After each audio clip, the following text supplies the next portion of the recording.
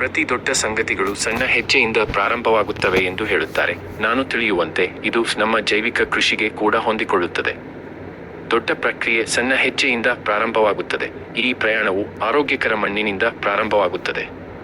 ಜೈವಿಕ ಕೃಷಿಕರು ಅದನ್ನು ಕಂಪೋಸ್ಟ್ ಬಳಸಿ ಸಮೃದ್ಧಗೊಳಿಸುತ್ತಾರೆ, ಜೀವವೈವಿಧ್ಯತೆ ಮತ್ತು ನೈಸರ್ಗಿಕ ಫಲವತ್ತತೆಯನ್ನು ಉತ್ತೇಜಿಸುತ್ತಾರೆ. ಕೃಷಿಕರು ಬೀಜಗಳನ್ನು ಎಚ್ಚರಿಕೆಯಿಂದ ಬಿತ್ತುತ್ತಾರೆ ಮತ್ತು ಬೆಳೆಗಳನ್ನು ಮಣ್ಣಿನ ಪ್ರಕಾರ ಸೂಕ್ತವಾಗಿ ನೋಡಿಕೊಳ್ಳುತ್ತಾರೆ. ಅದಾದ ಮೇಲೆ ನಮ್ಮ ಕೀಟ ನಿಯಂತ್ರಣ ತಂಡ ಬರುತ್ತದೆ.